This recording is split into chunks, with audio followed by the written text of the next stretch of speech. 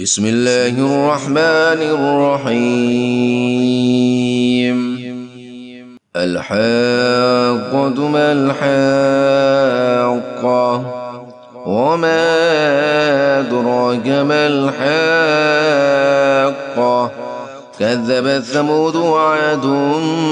بالقارعة فأما ثمود فأهلكوا بالطاغية وأما عاد فأهلكوا بريح صرصر عاتية سخرها عليهم 7 ليال و8 أيام حسوما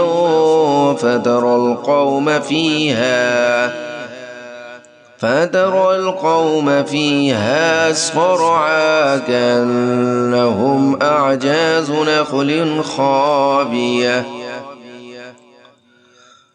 فهل ترى لهم من باقية وجاء فرعون ومن قبله والمؤتفكات بالخاطئة فعصوا رسول ربهم فأخذهم أخذة رابية إنا لما طغى الماء حملناكم في الجارية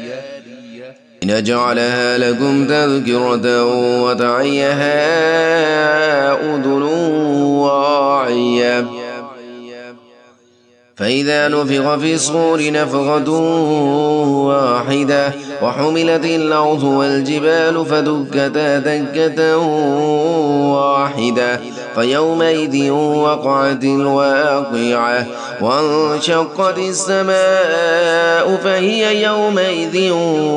واهية والملك على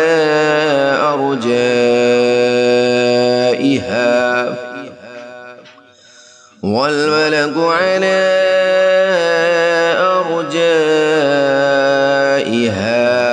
ويحمل عرش ربك فوقهم يومئذ 8 يومئذ تعرضون لا تخفى منكم خافية فأما من أوتي كتابه بيمينه فيقول هاؤم اقرءوا كتابيه إني ظننت أني ملاق حسابيه فهو في عيشة راضية في جنة عالية قطوفها دانية كلوا واشربوا هنيئا بما أسلفتم في الأيام الخالية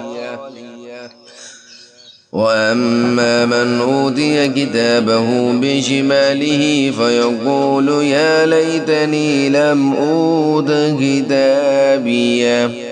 ولم أدر ما حسابيه يا ليتها كانت القاضية ما أغنى عني ماليه هلك عني سلطانيه خذوه فغلوه ثم الجحيم صلوه ثم في سلسلة ذرعها 70 ذراعا فاسلكوه إنه كان لا يؤمن بالله العظيم ولا يحض على طعام المسكين وليس له اليوم هاهنا حميم ولا طعام إلا من غسلين لا يأكله إلا الخاطئون فلا أقسم بما تبصرون وما لا تبصرون إنه لقول رسول كريم وما هو بقول شاعر قليلا ما تؤمنون ولا بقول كاهن قليلا ما تذكرون تنزيل من رب العالمين ولو تقول علينا بعض الأقاويل لأخذنا منه باليمين ثم لقطعنا منه الوتين فما منكم من أحد عنه حاجزين وإنه لتذكرة للمتقين وإنا لنعلم أن منكم مكذبين وإنه لحسرة على الكافرين